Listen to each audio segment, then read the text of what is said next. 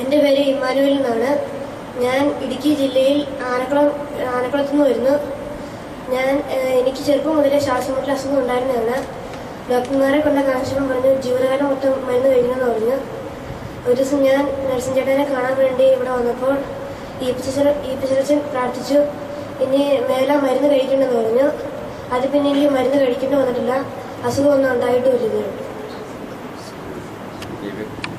ദൈവത്തെ നമുക്ക് സ്തുതിക്കാം. ഈ മകൻ ഇവിടെ വന്നു ശ്വാസമുട്ടൽ ഇൻഹേലർ ഉപയോഗിക്കുന്നുണ്ടാണ്. ജീവിതകാലം മുഴുവൻ ശ്വാസമുട്ടലിന് മരുന്ന് കഴിച്ചോളാൻ ഡോക്ടർ പറഞ്ഞു. എന്നാൽ ഇവിടെ വന്നു നെൽസനച്ചൻ്റെ ഒരു കൊച്ചനുജനാണ്. എന്നാൽ ഇവിടെ വന്ന് അച്ഛൻ എന്നോട് പ്രാർത്ഥന ചോദിച്ചു. ഈശോയുടെ നാമത്തിൽ നിങ്ങളെല്ലാവരുടെയും പിന്തുണയോടെ പ്രാർത്ഥിച്ചു. ഇനി മരുന്ന് കഴിക്കണ്ട എന്ന് ഞാൻ അവനോട് ഉപദേശിക്കുകയും ചെയ്തു. പിന്നീട് ഇതുവരെ മരുന്ന് കഴിക്കേണ്ടി വന്നില്ല, ശ്വാസമുട്ടലുണ്ടായിട്ടില്ല, ഇൻഹെയിലർ വേണ്ട. അതിന് സാക്ഷ്യം പറയാൻ വേണ്ടി ഇടുക്കിയിൽ നിന്ന് ഇന്ന് അവധി കിട്ടിയപ്പോൾ ഈ കൊച്ചുമിടയ്ക്കൻ നന്ദി നിറഞ്ഞ ഹൃദയത്തോടുകൂടി വന്നിരിക്കുകയാണ്.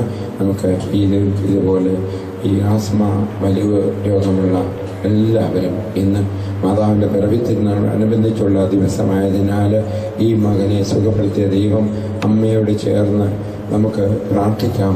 ഇതുപോലെ ശ്വാസം മുട്ടലും വലിവും ഇൻഹെയിലറും ഉപയോഗിക്കുന്ന ദാസരായ എല്ലാവരെയും പ്രത്യേകിച്ച് ഇവിടെ വന്ന് പ്രാർത്ഥന ചോദിച്ച എല്ലാവരെയും ഒന്ന് സുഖപ്പെടുത്തണമേ.